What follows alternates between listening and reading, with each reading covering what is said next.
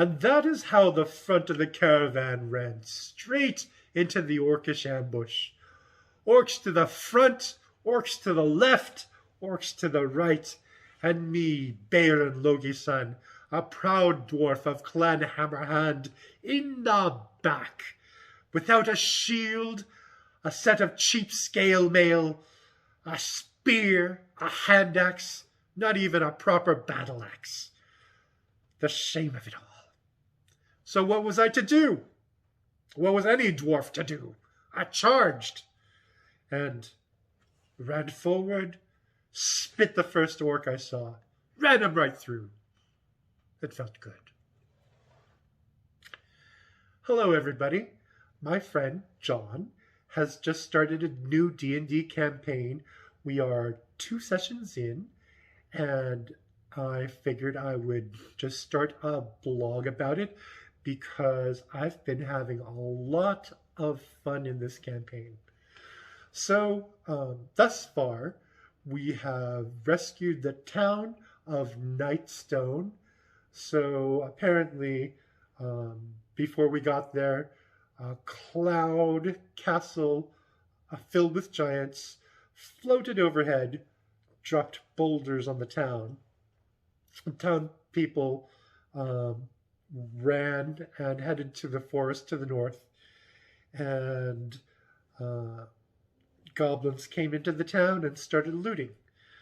Apparently, the giants took the Nightstone, for which the town is named. I'm not sure what significance that is. Maybe it was a magic stone. Maybe, well, it probably was a magic stone. Anyways, that's when my party and the caravan came into town, and basically we had to clean out the entire town and then defend the town from a band of orcs that came a little bit later. So after a crazy fight, we killed the orcs. We had some reinforcements that mostly died a horrible death, and that was the first session. The second session was us heading to the caves in the north and rescuing the villagers because they had been captured in the caves they were sheltering in. There were some ogres and some goblins. There was a hairy fight. We killed 4 ogres and let the townspeople go. The rest of the caves remain unexplored, so they're probably pretty dangerous. And that is where we are going to resume this weekend.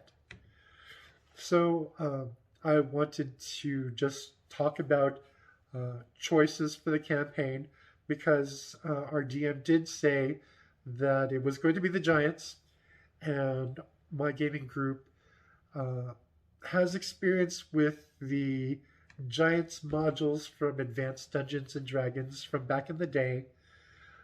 So a lot of us knew kind of what is coming down the road, kind of not, because it's probably been changed quite a bit because nobody wants to play a one-on-one transfer of an old module G1 through G3 into a hardback book. I mean, honestly, if you've been around that long, you could probably just do a transfer from the original modules and have a good time that way.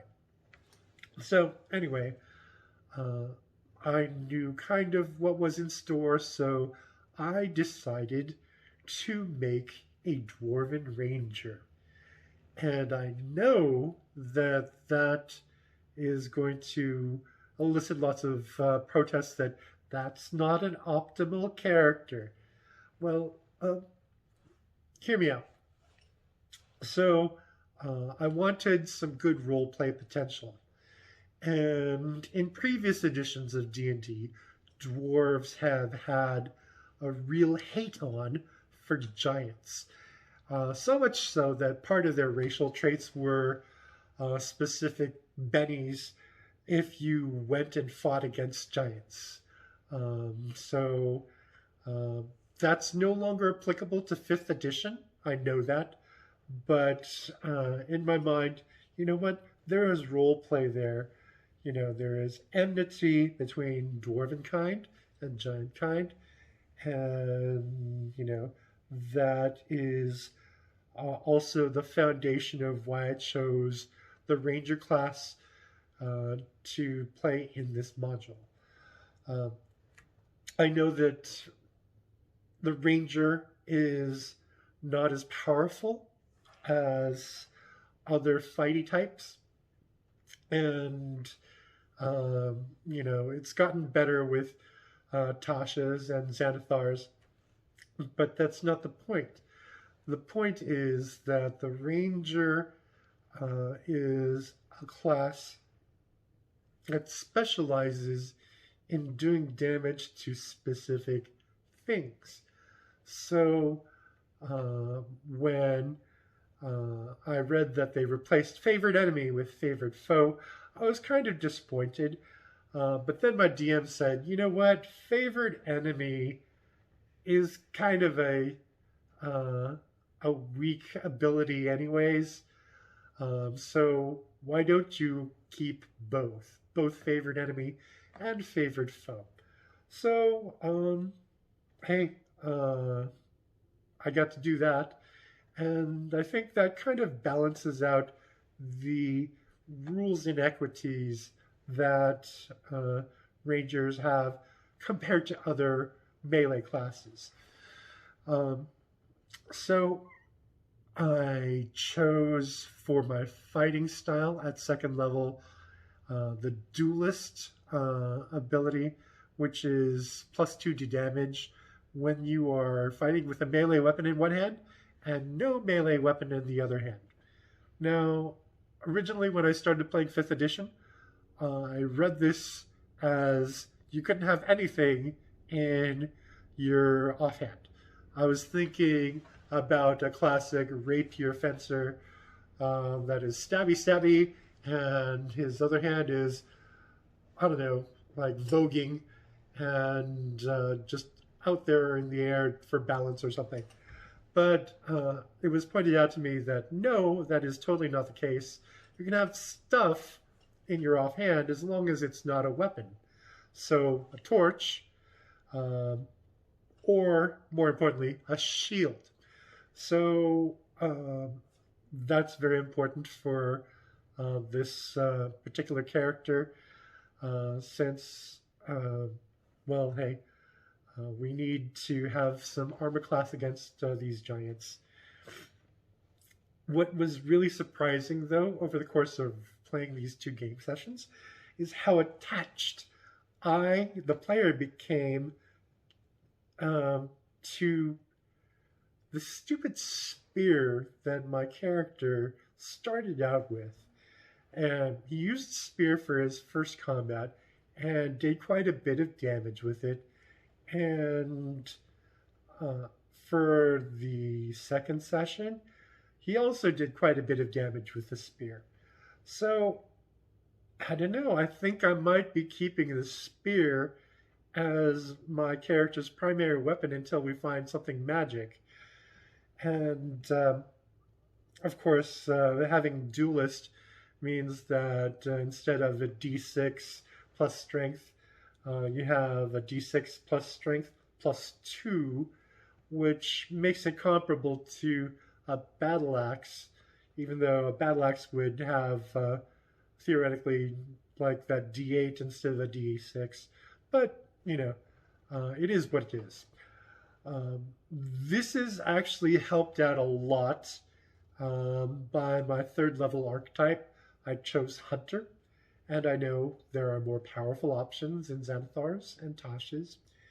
But I chose Hunter because I wanted to play a classic Ranger, and Hunter gives you that awesome ability called Losses Slayer, which is doing an attack against an injured foe.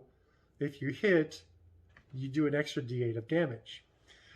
Now, you have to be very strategic about applying that, because you can only do that once per round.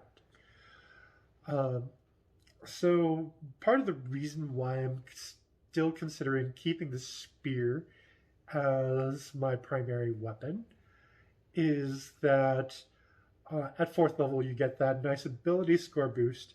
But I was thinking about taking Polearm Master. And Polearm Master gives you two things. It gives you, one, the ability to do an opportunity attack when somebody moves into your threatened squares. So instead of an attack of opportunity when somebody leaves a threatened square of yours, it's when they enter and exit. So an opponent comes at you and goes to hit you, you get to poke them with your spear.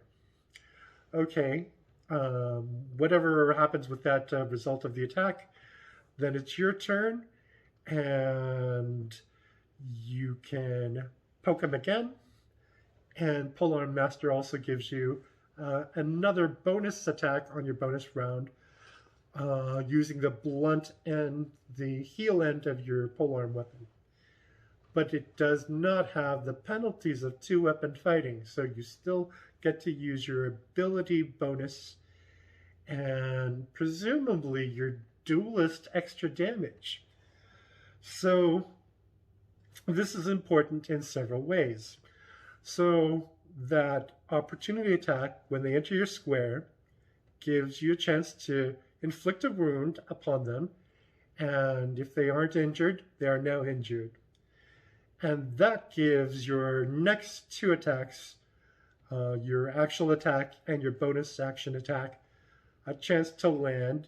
And if either one of them does, then in addition to that damage, you do the Colossus damage, the extra D8.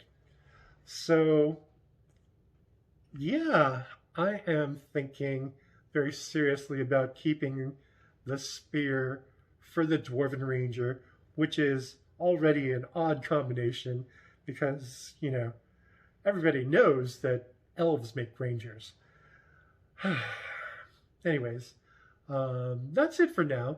I will probably have an update for you after tomorrow's gaming session. I hope this has been a good introduction to my character. Well, it hasn't been, but it's a first look. Anyways, you have a great day, and I'll talk to you later. Bye.